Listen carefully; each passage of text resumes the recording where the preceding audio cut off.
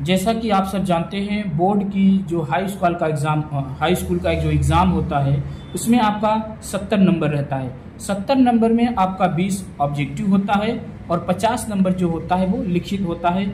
जैसा कि हमारे यहाँ जो टॉप 10 के बच्चे हैं 50 में 45.6 नंबर अचीव किए हैं और साथ में ऑब्जेक्टिव जो है उनमें 50+ हैं। तो आइए सबसे बात करते हैं पहले कि कॉपी को कैसे लिखा जाए। MDSS BIC महादेव साहू स्मारक के टॉप 10 की जो बच्चों की कॉपी है वो इंग्लिश का एग्जाम का कॉपी कैसे लिखे हैं देख लीजिए। ये है उनका पहला क्वेश्चन नंबर फर्स्ट। इस तरीके से क्वेश्चन डालना है, उसके बाद पॉइंट वाइज करके, और हैंड राइटिंग पे आपको स्पेशल ध्यान देना है। अभी आप सबके पास टाइम है, हैंड राइटिंग को सुधार लीजिए। आइए, ये टॉप 10 की जो फर्स्ट कॉपी है ये है। उसके बाद क्या है, 44 नंबर है, उसके बाद फिर 44 है, और ऐसे ही करके हमारे टॉप 10 जो बच्चे हैं वो हैं 44 हैं। उसके बाद फिर आगे है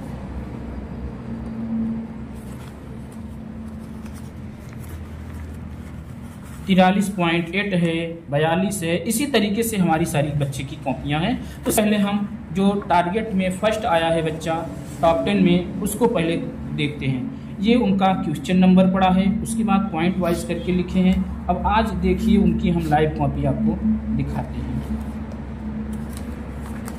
ये उनका क्वेश्चन नंबर नेक्स्ट है। इस तरीके से वो क्वेश्चन को डाले हैं और हैंड राइटिंग तो आप देख ही रहे हैं, एकदम परफेक्ट कॉपी लिखा गया है। इसी तरीके से कॉपी को लिखना है और इसके आगे का जो मैटर है वो इस साइड भी है। देखिए सारे बच्चे उस कॉपी को कम से कम पेज में ही डन कर दिए। बच्चे क्या करते हैं कि ज़्यादा से ज़्यादा पेज को भरने में लग जाते हैं और क्वेश्चन को वो ध्यान ही नहीं रखते कि किस तरीके से क्वेश्चन लिखा जाए। अब आइए दूसरी कॉपी हम देखते हैं। दूसरी कॉपी जो है वो 44 है।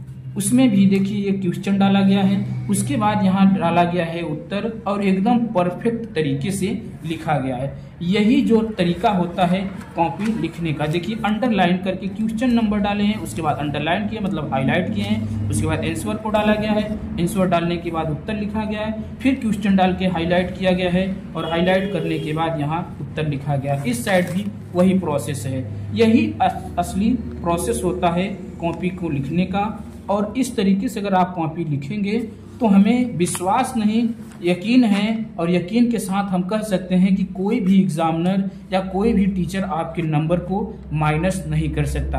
क्वेश्चन लिखिए, क्वेश्चन के बाद आप हाईलाइट करिए, हाईलाइट करने के बाद आप उस क्वेश्चन का उत्तर लिखिए।